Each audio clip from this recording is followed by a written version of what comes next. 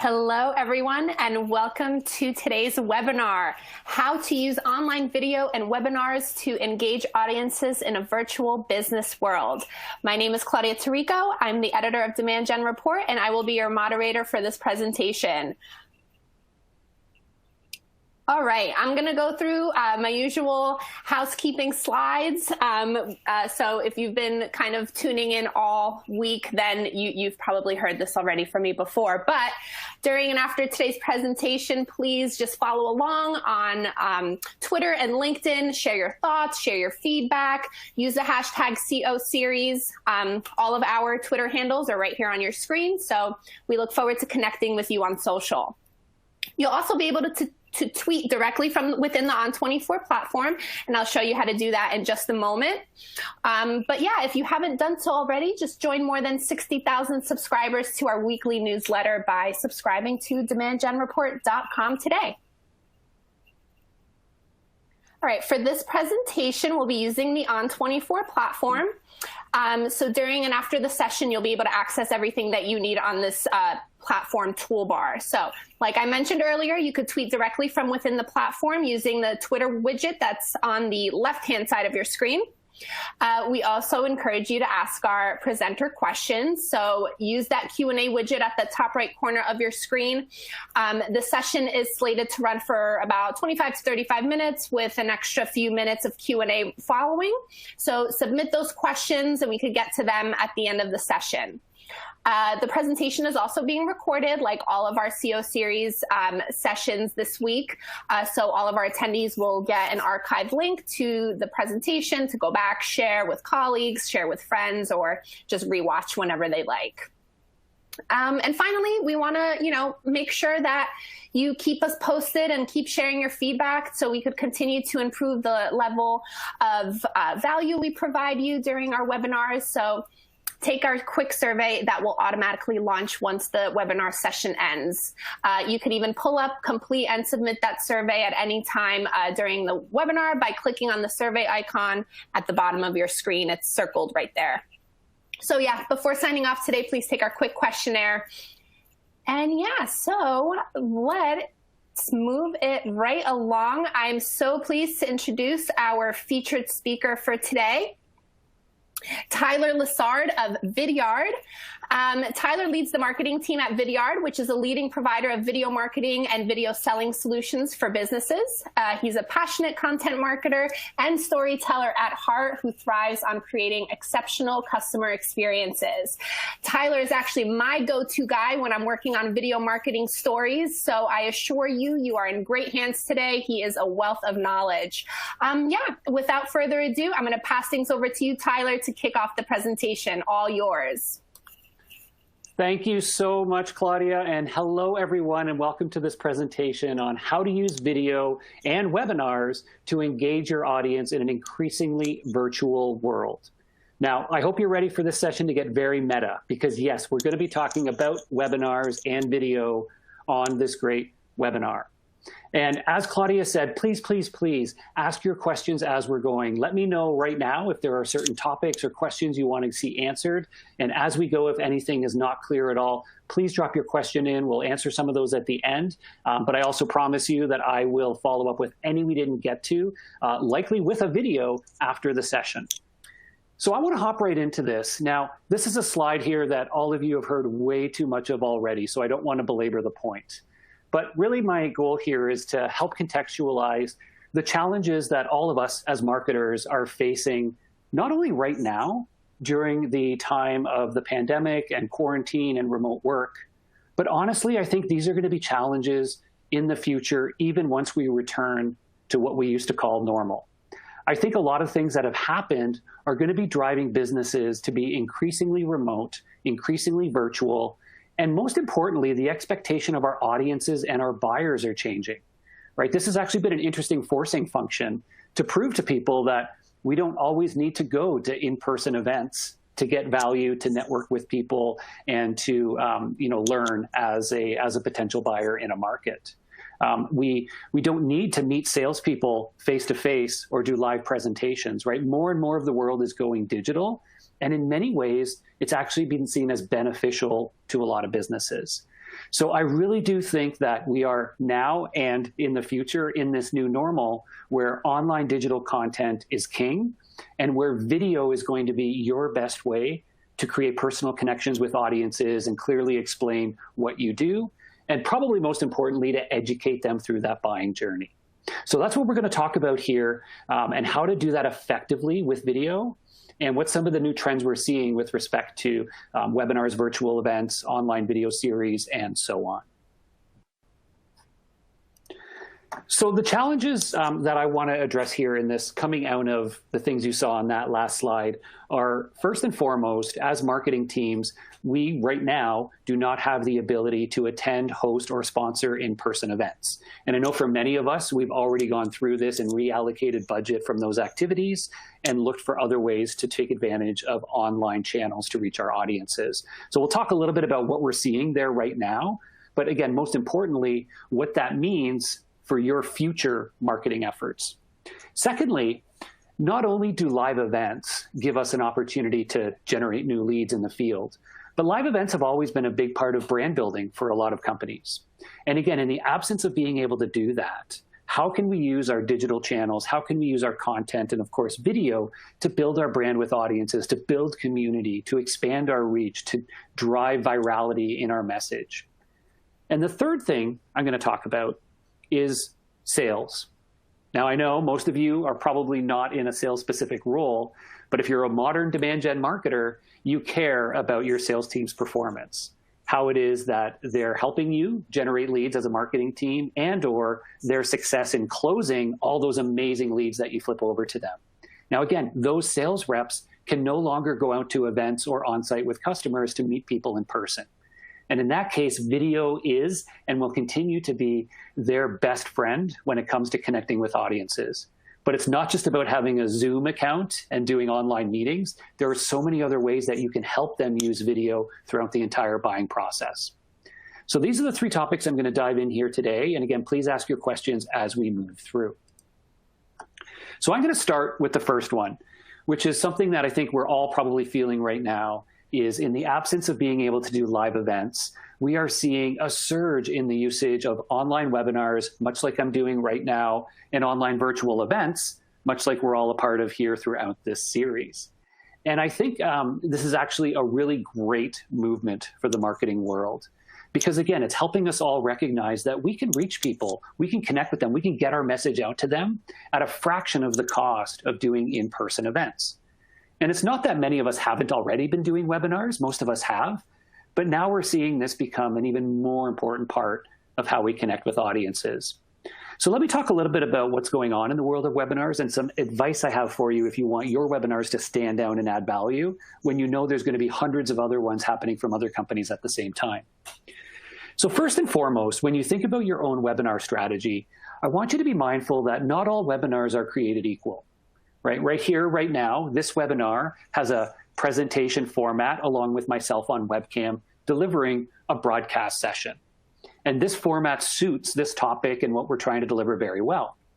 But there are many other ways that you can deliver a webinar experience. It could be a panel-style discussion without slides, right? Imagine that. It could be something where an individual is being broadcast and live streamed with a camera and with visual equipment, right? They could have a whiteboard, a chalkboard, they could have flip charts. It could be something that you pre-record and actually do some post-production on. Make it a nice polished video product and then broadcast that live, and maybe even have that speaker join in the live broadcast to answer questions and chat with the audience in parallel. There's lots of different ways you can approach it. And I encourage you now more than ever to start to get creative with how it is that you do webinars. Now, of course, you can also you can host your own webinars, promote those to your base, or you can work with third parties who reach other audiences to deliver your webinars out to them, much like I'm doing right now with our great friends at Demand Gen Report. This is a great opportunity for me to educate a broader audience than we typically would have access to in our own activities at Vidyard. And hopefully, you're getting value because you're able to get new ideas that you weren't exposed to previously. Now, when you think about the kinds of webinars you're going to do, what's really important to also think about is webinars can have a role to play throughout the entire funnel. We usually, as marketers, at least most that I know, tend to default to webinars being a very top-of-funnel centric activity, right? Let's do high-level educational webinars as a way to reach a broad audience and bring them into our story. But webinars can also play a role right through the buyer's journey. I'm seeing more and more companies doing weekly webinars where they're walking through their product or service. In many cases, that's actually taking the place of live one-on-one demos with sales reps to allow them to be more efficient in delivering information on their products. In fact, just yesterday, I was on a weekly demo webinar with a vendor that I'm evaluating, and it was a very efficient process because I didn't have to schedule a time with a rep there, and I was able to get all the information I needed and still ask questions via the chat during the session, and it worked really well, I think, for both sides. I'm seeing webinars be used right down into later stages of the funnel where customers are joining webinars to explain why and how they're using a solution. And of course, right into post-sale and doing webinars for your existing customers as a way to help them get the most value out of your solution. So think more and more about that, especially in the absence of doing live customer events and user conferences, as well as industry trade shows.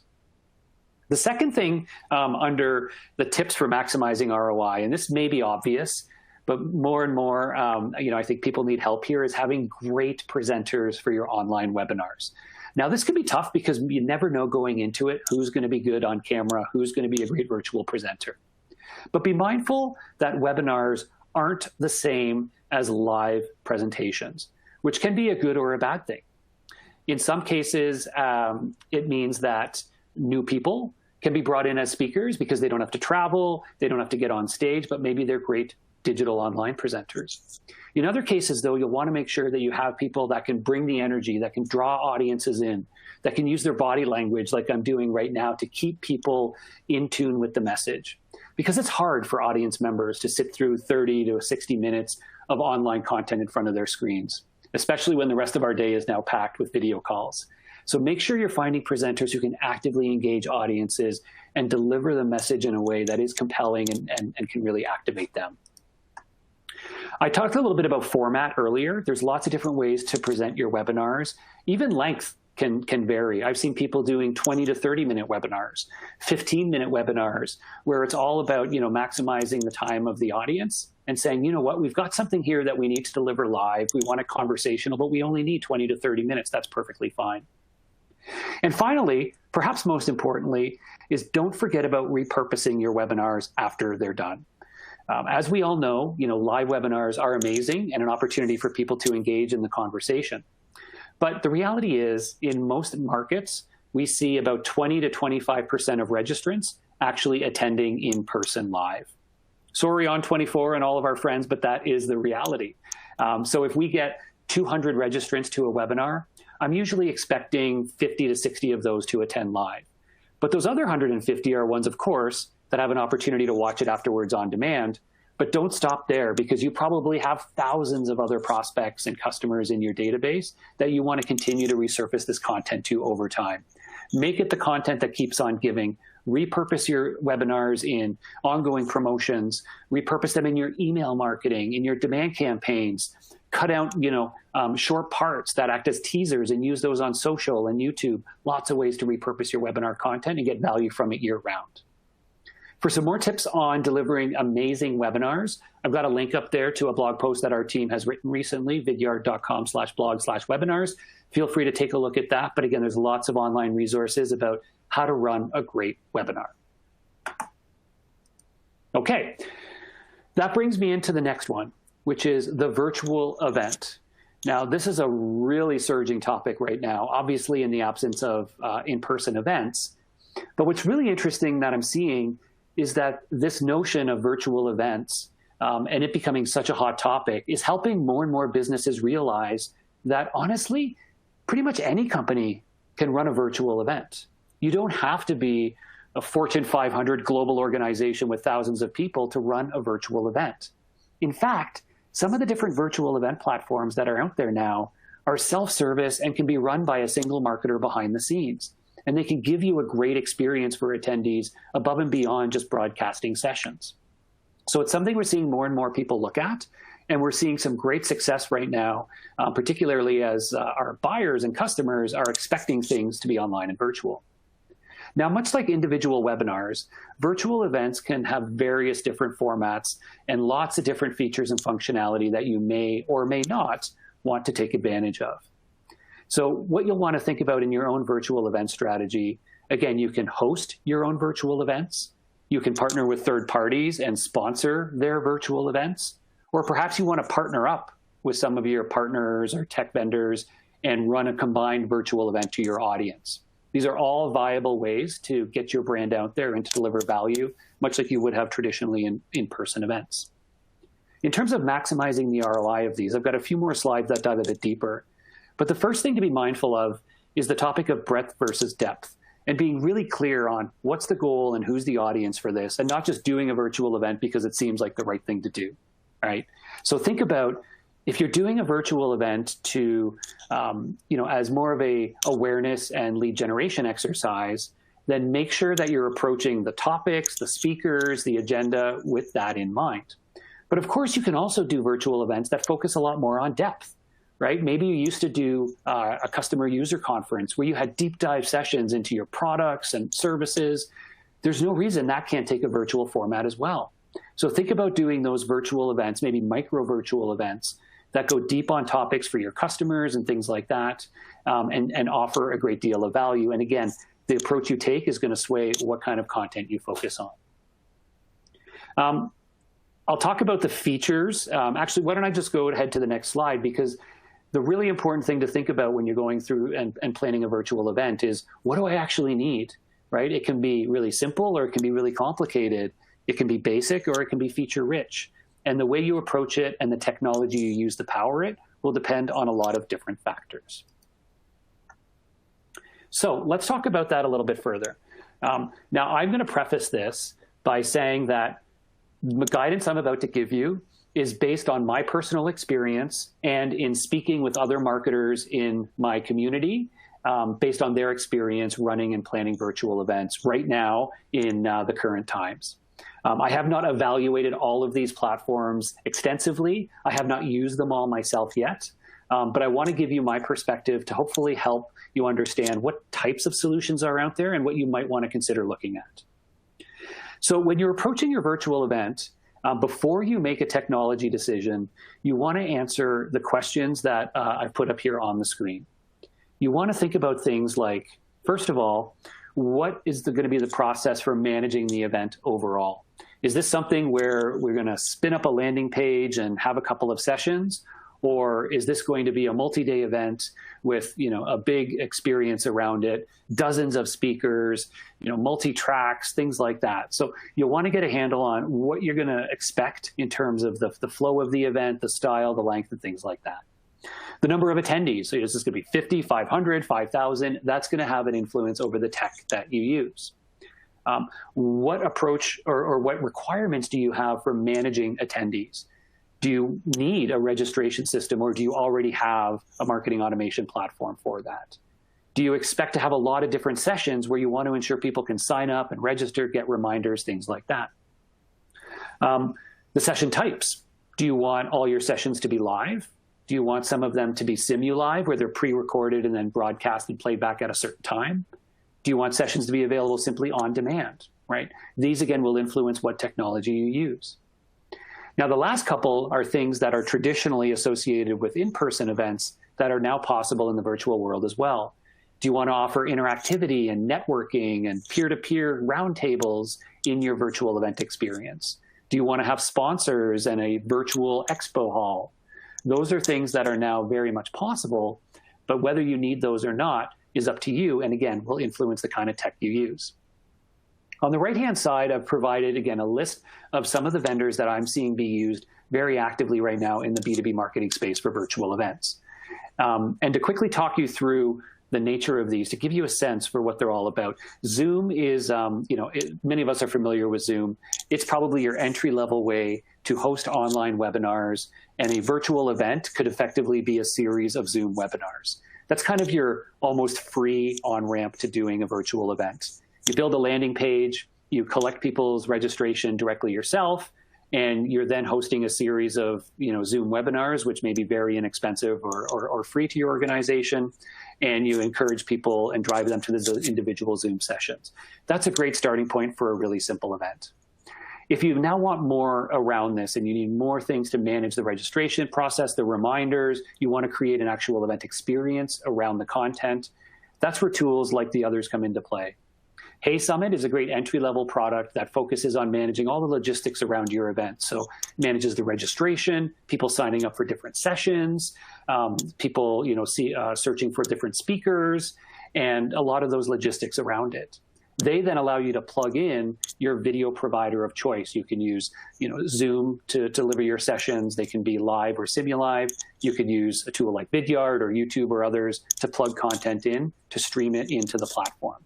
But they're a nice wrapper if all you need are the logistics around the event. And it's a really simple process to get that going. The next ones in the list, Hopin and BigMarker, are a couple of really great platforms that I've seen out there that are inexpensive to get started, but they offer that full experience around the event. It's a full virtual event solution. People log in, they can see there's a main stage, they can see breakout sessions that are happening. They may have basic exhibit hall capabilities, some networking areas. So they provide that whole experience, and they also provide their own streaming platform for the live sessions, typically based on screen sharing as the way to do that. So they're really interesting new platforms that have come into the market the last few years, and we're seeing a lot of surging usage of it right now. And it might be something you want to think about if you're just getting going, but you want that feel of a full integrated virtual event. And then there are platforms like On24, 6Connects, InExpo, and there are others that have been around for a long time and have built really mature, full-scale video summit and video virtual event platforms. These tools are, amazing products, and they offer all the features you could expect. And of course, they have entry-level packages right up to very advanced. And particularly if you are hosting large-scale virtual conferences, you'll want to look at solutions like these. They also offer the best degree of direct support and management from the vendor themselves. And so they ensure that your event goes off with incredible success, particularly, again, when you're going to have thousands and thousands of attendees, and you need that level of support to pull it off. So that gives you a bit of a glimpse into the spectrum of solutions. Again, there are lots of other products out there, so apologies to any other vendors that I didn't include on this slide, but these are some that I'm seeing be used more frequently, and I encourage you all to check these out to get a sense for what they offer if you're planning your own virtual events. And this slide here just gives you a summary of a few different scenarios, and again, what type of technology you may want to consider. I alluded to this already, but your entry level, if you're doing a small event, a single track, a few live sessions, you can use tools like Zoom and Hey Summit to give it a really great experience at an entry level cost. If you want to move to the next level and offer a small to medium size event, you may want one or more tracks of content. You want to allow networking amongst attendees. You want to have an expo hall with sponsors. Solutions like Hopin and BigMarker are great entry level products that actually scale as you go. And then as you move into this more mature world of broad-scale virtual events with lots of attendees, lots of capabilities, multi-day activities, On24, 6Connects, InExpos, tools like those tend to shine in those environments. So hopefully that helps and give you a sense of what solutions may be out there. And no, I'm not on a referral program for any of these. I don't get comped on them, so this is my genuine feedback. The last thing about virtual events, much like webinars, is please, please, please don't forget to repurpose your content. Don't forget about the reduce, reuse, recycle story here. And a virtual event can be an amazing thing for this. I've seen a lot of companies do this where they use their virtual event as this forcing function to get a lot of great content together and deliver it through a 1 to 2 day experience. But then afterwards, the amazing thing is you've got 5, 10, 20 different on-demand content sessions that you can take advantage of for the months or maybe even the year ahead. I know we've done this with our own virtual event where every month or 2 weeks after the event, we feature one of the sessions from the virtual event on our blog, in our demand campaigns, in our resource center, and we drive people back to that specific session. We'll do promo cuts from the content, we'll do quick social promos, and we'll reactivate that content throughout the year to drive more engagement, drive more leads, and to support our programs as we go. So this can be a really great way to take advantage of all that content. And this tends to be the place where, selfishly, the friends here at Vidyard help out businesses with all those on-demand assets. because after the event, you may not want to drive people back to a third-party platform. You say, okay, the event is done. I don't need all the networking and the expo. I now want to own and promote that content. I want to track it directly. And that's where you can use a tool like a Vidyard or other video hosting platforms to put those on your website, put them in your demand campaigns, and track directly who's watching that content, how long are they engaging, and to use that as part of your lead qualification process. Okay, I'm going to move on from webinars and virtual events to this next topic of how can you continue to expand your brand in the months ahead when we're doing fewer and fewer, if any, live in-person events. And not only are webinars and virtual events a great way, but I'm seeing more and more companies using educational thought leadership in video format as a way to continue to get their message out there, but ensure they're doing it in a way that builds their brand using visual content, using real people from their company, and by creating, content that's highly shareable and interesting. Now, again, this isn't new, the idea of saying, yeah, let's create videos to educate our audience on certain topics, right? A lot of us have been doing that for quite a while. But right now, I'm seeing this real shift into a video-first mentality around how to build education in the market. Video-first inbound marketing strategies, where companies are saying, let's hone in on what are those 5, 10, or 20 key topics or key questions that we want to cover, and not just ensure we've got a blog and an ebook and a landing page for each, but that we've got a great video or video series that clearly and concisely and visually addresses that topic. Because doing it in video format gives you that added benefit of infusing it with your brand personality, of making it visual and memorable, and making it more interesting than what you can do with static content. Now, when it comes to doing video-based thought leadership, there's a few tips there to make sure that you deliver it with a strategy that aligns with your go-to-market goals. And first, and I think most important, is from a topical perspective. Be mindful that you don't need to reinvent the wheel. I don't think you need to go off and spend, a 2-day offsite trying to figure out what are the topics we want to cover in video. I think what you want to do is focus on what are the topics we already know we want to cover. They're likely ones we're focusing on in our blog and in our ebooks. And now how can we bring those to life in video as well? Because it's not different topics you need to cover, it's a new way of doing it.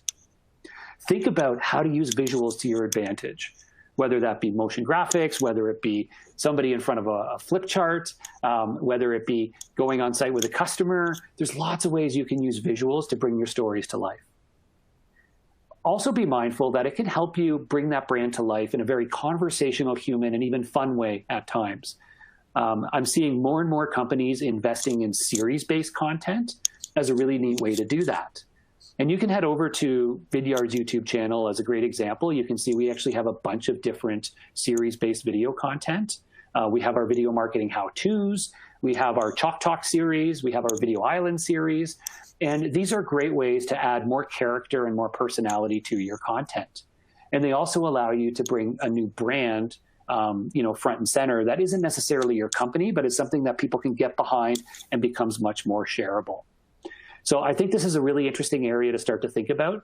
I know a lot of companies are also doing podcasts, which is a great example. Audio podcasts and video podcasts or video series can be a great complement to that. Again, for some more inspiration, I encourage you to check out our YouTube channel. It's got a great collection of different types of series we've focused on. And there are lots of other great examples out there. If you want me to refer you to some others, just hit me up on LinkedIn, Tyler Lessard, or send me a note after this. I'm happy to share.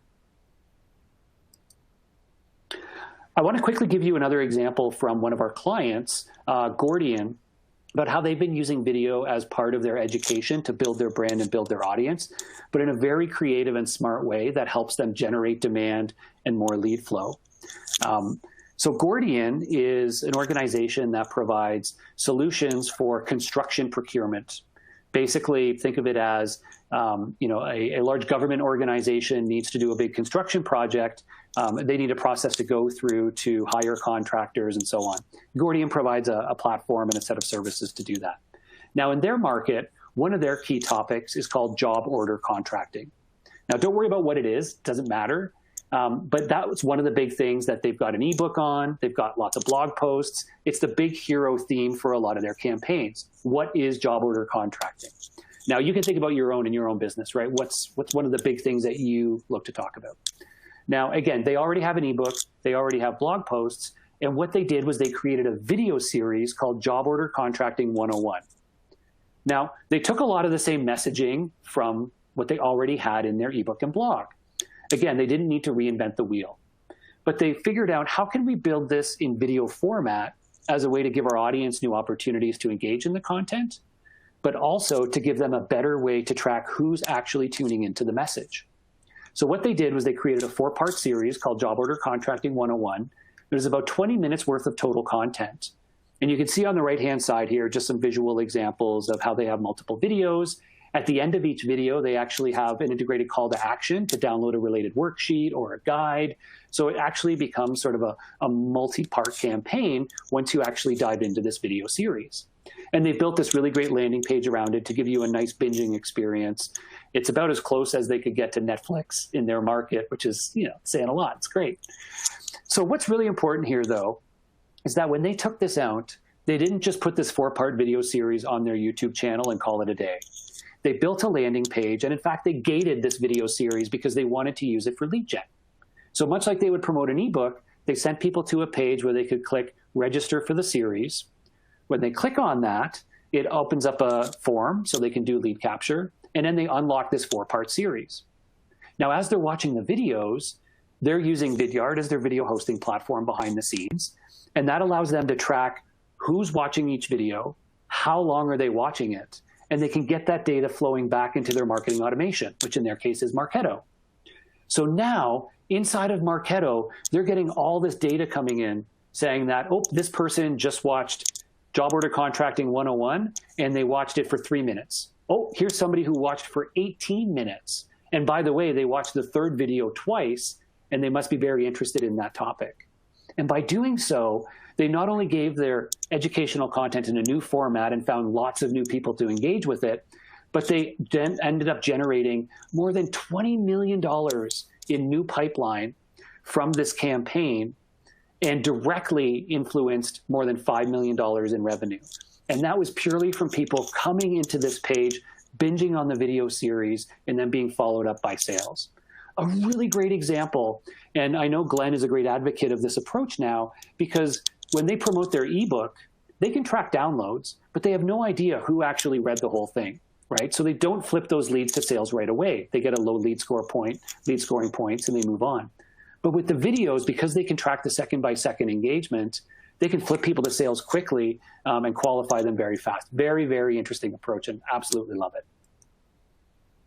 Okay, I'm going to close with a couple of slides on this evolution of video in sales, because again, as you're generating amazing leads and or you're partnering with your sales team to go and do outbound, you need to make sure that your sales reps can be as personal and effective as possible, even when they can't be out there in person. Using video in the sales process, again, it isn't anything new. Reps have been doing video calls and Zoom calls for a long time. But what is new is the idea of using off-the-shelf videos as well as custom video messages as a way to continue to engage customers outside of those real-time video calls. So we're now starting to see, and again, the current remote working climate has been a great forcing function to this, to get sales reps more and more comfortable with recording and sending custom videos, because we're all turning on our cameras every day and we're all getting used to this kind of conversational narrative. So we're now seeing this become more and more important. So let me talk a bit more about what I mean and some examples of how companies are doing this. So first of all, in sales development, we're seeing a lot of organizations now using personalized videos, both for following up with inbound leads, but also for doing their outbound prospecting. Now, again, I know most of you watching are likely in a marketing-centric role, but you can help your team do outbound prospecting with one-to-one videos. Right? This is becoming really, really effective, especially in this digital world where people want to see people, right? They want to see their faces. They want to get to know them even more than they had traditionally. And sending somebody a quick 1-minute video recording where you introduce yourself, you talk about why you're so passionate about the topic, and you try to drive that next step, right?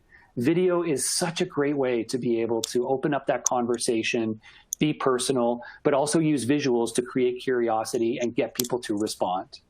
In fact, some of the organizations that are being the most successful with this are reporting 3 to 4 times higher response rates when sending videos as part of their outbound messaging compared to when they've just been traditionally sending emails and voicemails.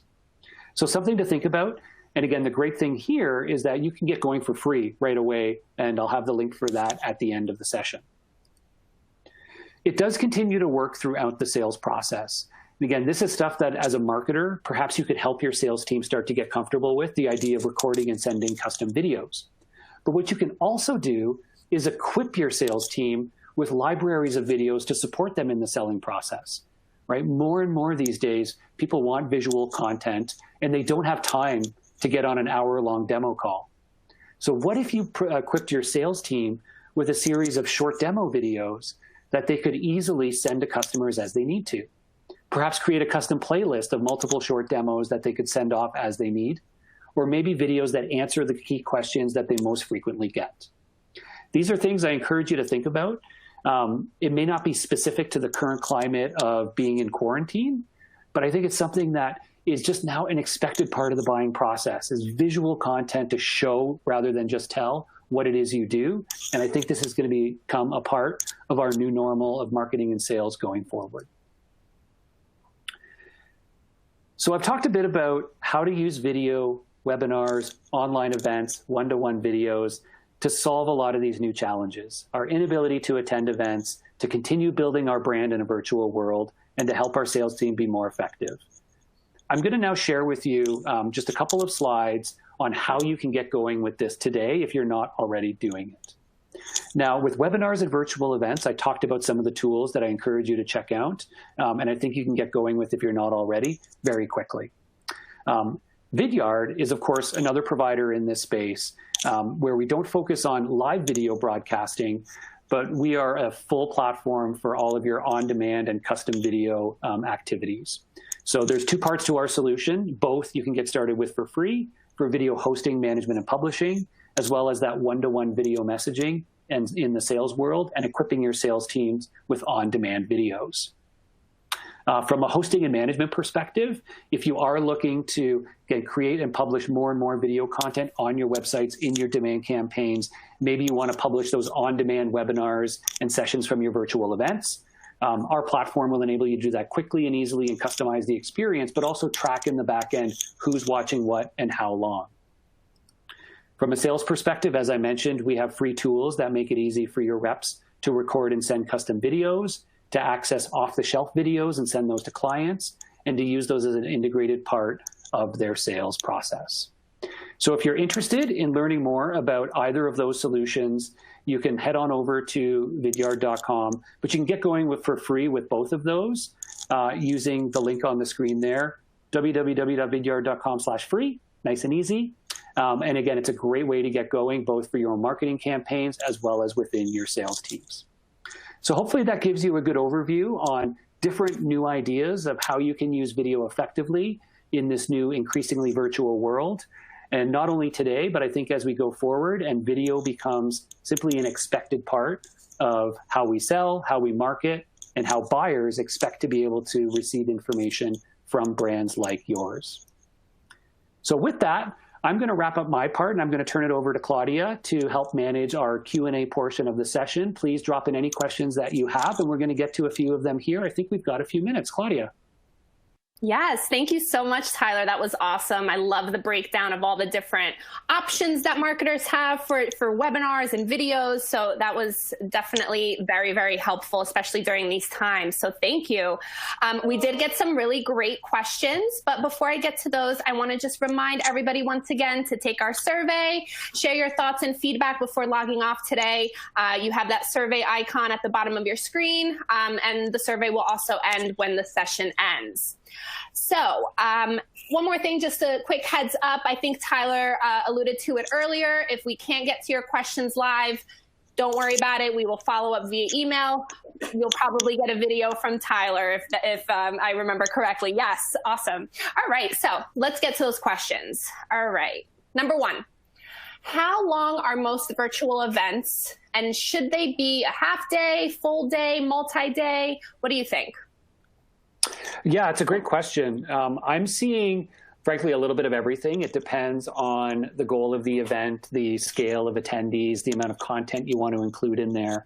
I think more often than not, I'm seeing most virtual events right now be single day. Though one of the challenges compared to in-person events is you also have to be conscious of time zones because people are joining from everywhere. So myself being on the East Coast, I'm always mindful to say, you know what, we shouldn't start, earlier than 12 o'clock Eastern to make sure that folks on the West Coast here in North America can join at 9 o'clock and so on. So just be mindful of time zones in terms of how long through the day you plan it and make a judgment call there. You can also split it out, certainly multi-day. We're looking at doing our next one as 2 half days, so sort of the afternoon Eastern time on 2 days to allow us to get the content that we want in, but still respect the time zones of our potential attendees. So those are some of my rules of thumb, and everything can work, but be very explicit in how you plan that out. It's a great question. Awesome. All right, next one. I love the example from Gordian of an educational video series. Do you know how they set up their lead scoring model for video views and what actions were triggered? That's a good one. Yeah, no, it's such a great story. I love that one. I did a dedicated session with Glenn just the other day where he dove into a lot of this stuff. It was very, very interesting. So, to the point, they created this series as this educational video series with the intention of driving people through the buyer's journey. The first video is pretty top of funnel. The second one gets a bit lower. And by the last one, you're getting, you're hearing from some of their customers that have seen success. If you Google, by the way, just Gordian Job Order Contracting 101, you should be able to find it, sign up, check it out yourself. Anyways, to answer your question, I believe that they did lead scoring then based on engagement in the videos, and they would give a certain amount of points depending on if somebody watched 25%, 50%, 75%, or 100% of each video. And they set up different scores depending on that, which they can do through the combination of Vidyard and Marketo. So for example, if they watch the first video halfway through, they might get 10 points in their lead scoring system. They watch the second one all the way to the end, they might get another 20 points, another 20, and so on. If you watched all 4 of them all the way through, I think they had set it up that the combined score would hit 100, which is something that they've set up as their own threshold for flipping a lead over to sales. So the idea was if somebody comes and watches all or maybe 75% of the videos, that should trigger enough lead scoring points to flip them to sales immediately. So think about that. Lead scoring is different for every company, so you have to apply your own model. But I think the most important takeaway is your ability to do that kind of engagement-based scoring and saying, if somebody just clicks the video, that's okay. But if they watch all the way to the end or halfway through, I can score them differently and send the most engaged people to sales right away, which is exactly what they did, and I think part of their real success. I love that. And that's really just really the benefit of video as well, because, somebody could download a white paper and you don't know what they're going to do with it. It could be living on their desktop for months and months. So it's great feedback. Here's another one, also referring to educational videos. Love the ideas for educational videos and branded series, but is it difficult to do now while we're remotely? Yeah, great question and great point, because it is challenging right now. I know for our own team and for many that I talk to get new videos produced because everybody is remote. You can't get actors in front of cameras. You can't huddle together in the office and do something. So it is challenging right now. And my advice would be, first of all, right now you could look for opportunities to repurpose existing video content. If you start digging into your video library, you might be surprised how much content you have in there from, it could be previous webinars that you've recorded and downloaded and stored in your library. They could be customer story videos that you've produced in the past. They could be product explainers and so on. So I'd say, number one, take a look at your existing library and think about, could we repurpose some of those in new ways? Could we bring some of them back to life in our blog and our demand campaigns? And could we see some value there?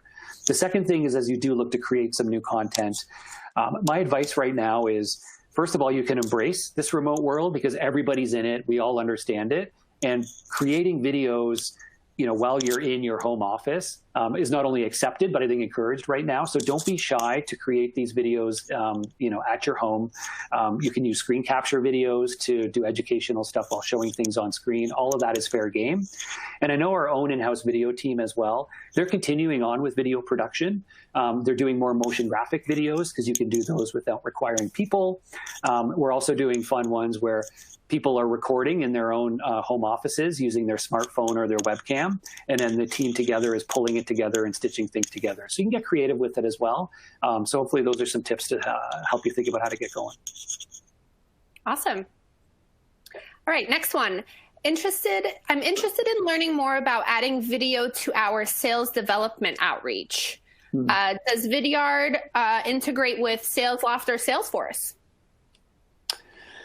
Yes, so SalesLoft and Salesforce. So in the sales development world, I showed the examples of having sales development reps recording and sending personal videos. They can also, send off-the-shelf videos too. And right now, what's really cool is Vidyard plugs right into Gmail and Outlook. So right from their email, they can just click the Vidyard button, record a video, and send it off. They don't have to go out and do any other application. It's literally click, record, click, you're done, send it off. It's very, very simple. But we do also integrate with tools like SalesLoft, Outreach, HubSpot, Mixmax, Groove. There are a number of others where our tool is integrated right into those solutions. So sales development teams that are using those, again, right inside the Composer window in there, they can click the button, record their video, send it from their SalesLoft message, and they'll actually then be notified back, did that person watch it? How long did they engage? And they can use those insights as part of their sales process. All that data can flow into Salesforce as well. With our enterprise products, we offer those kinds of integrations. So yeah, if you are in a SalesLoft, Outreach, Mixmax, any of those kinds of tools, happy to share more, but Vidyard does plug right in, which is a really nice thing. Awesome. All right, I think we have time for one more question. All right, let's go with this one. How does your own team use webinars at Vidyard, and what tools do you use? Yeah, so our team here, we've been doing webinars for a long time, and we've used lots of different platforms. And honestly, we've intentionally changed every year or two to learn new platforms because I think they all have their own unique value. We've used On24 for quite a while, which has been a terrific platform. We now use Zoom for a lot more of our webinars, and we've moved a lot of those webinars to being more conversational, multi-person, things like that.